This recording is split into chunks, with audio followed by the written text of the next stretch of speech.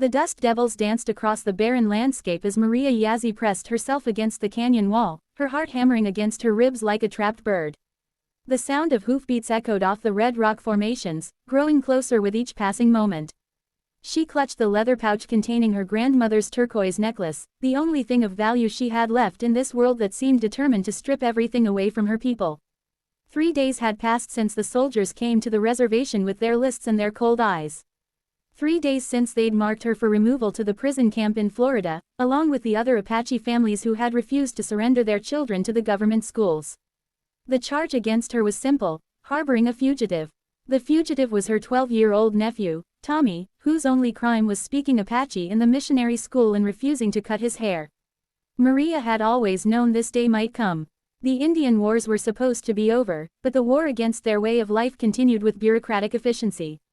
Papers stamped in Washington offices carried more weight than the treaties their grandfathers had signed, and those papers said she was a threat to the peace.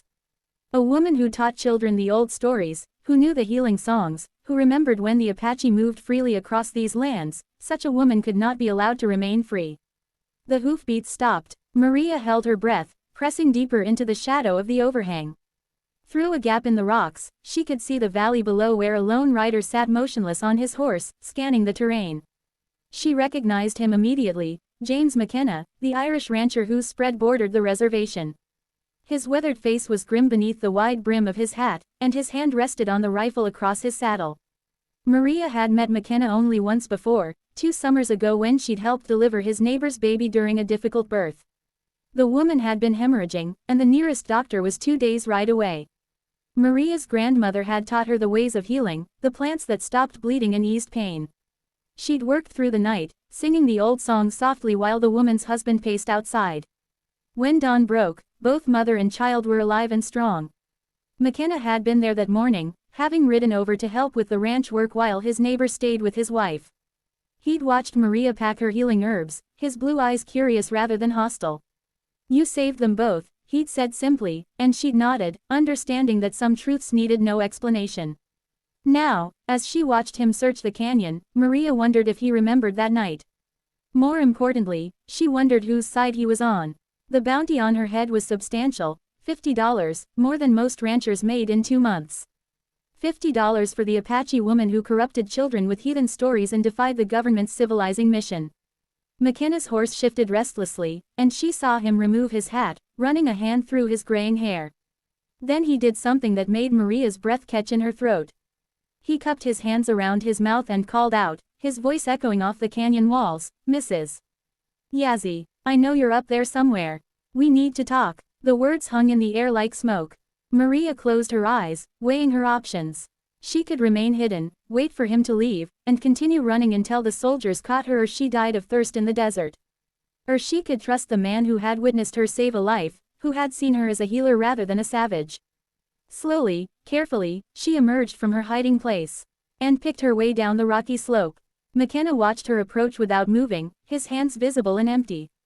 When she reached the valley floor, they stood 20 feet apart, studying each other across the space that separated 2 worlds. "They're saying you kidnapped your nephew," McKenna said finally. "That you're hiding him somewhere, corrupting him with Indian ways." "Tommy came to me because they were beating him for speaking our language," Maria replied, her English careful but clear. "Because they shaved his head like a convict and told him his grandmother was a witch. He is my sister's child. I will not let them break his spirit." McKenna nodded slowly. "Where is he now?" The question hung between them like a loaded gun. Maria's hand moved instinctively toward the knife at her belt, but McKenna raised his palm in a gesture of peace. "I'm not asking so I can turn him in," he said. "I'm asking because there's something you need to know. Captain Morrison and his men are 3 hours behind me. They've got Apache scouts with them, men who know these canyons better than you do. You can't outrun them on foot." "Then why are you here?" Maria asked, though she thought she already knew the answer. "Because $50 isn't worth a damn if you can't sleep at night," McKenna said. "Because I remember what you did for the Hendersons, and because what they're doing to your people isn't right. It's not the America my father thought he was fighting for when he came here from County Cork." He stepped closer, and Maria saw the lines of exhaustion around his eyes, the dust on his clothes that spoke of hard riding.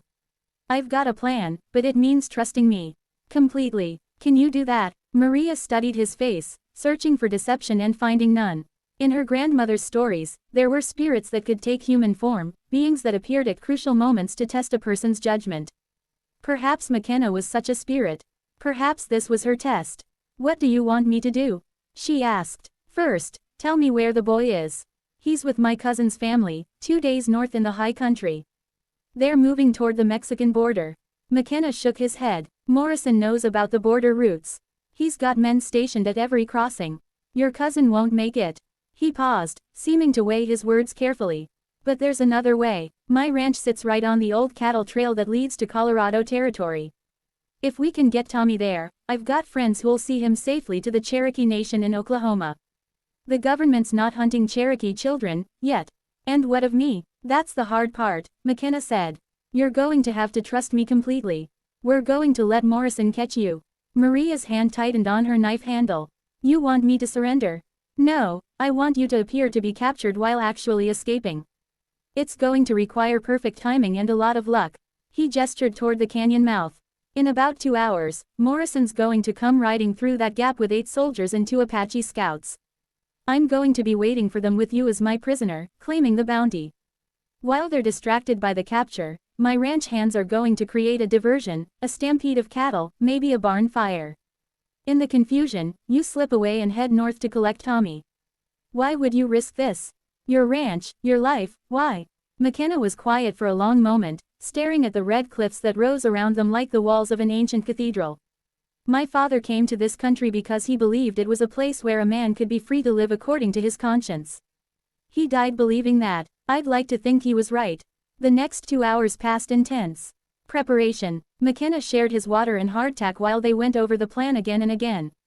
He produced a set of loose ropes that would appear tight but could be slipped quickly, showed Maria exactly where to run when the diversion began, and made her repeat the directions to his ranch until she could recite them perfectly.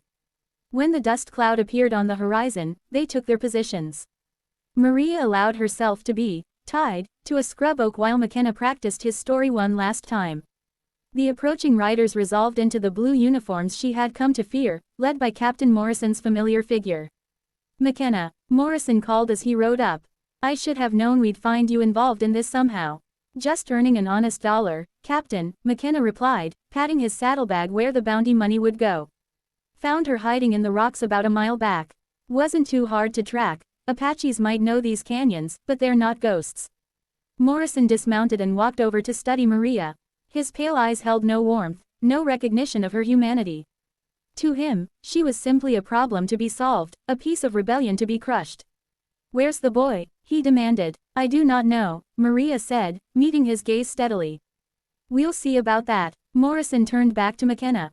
"You'll get your money when we reach Fort Apache. Right now, I want to." The sound of lowing cattle interrupted him, growing rapidly louder. Through the canyon mouth came a river of longhorns, their eyes wild with panic, driven by whooping cowboys whose faces were covered with bandanas. The soldiers, horses reared and scattered as the stampede poured through the narrow space. In the chaos, Maria slipped her bonds and melted into the maze of cattle and dust. A gunshot rang out, Morrison shouting orders, but the thunder of hooves swallowed all other sounds. When the last steer had passed and the dust began to settle, she was gone. 3 days later, Maria sat by a small fire in the high country, watching her nephew Tommy sleep peacefully under a blanket of stars. They would cross into Colorado Territory tomorrow, where McKenna's friends waited to guide them to safety. Behind them lay everything they had ever known, the sacred places, the graves of their ancestors, the land that held their stories. But ahead lay something perhaps more precious. The chance for Tommy to grow up free, to carry the old ways into a new world, to remember who his people were even as that world tried to make him forget. And somewhere behind them, an Irish rancher was probably explaining to an angry captain how a $50 Apache woman had vanished into thin air. Maria smiled as she banked the fire. Some spirits, she reflected, came in the most unexpected forms.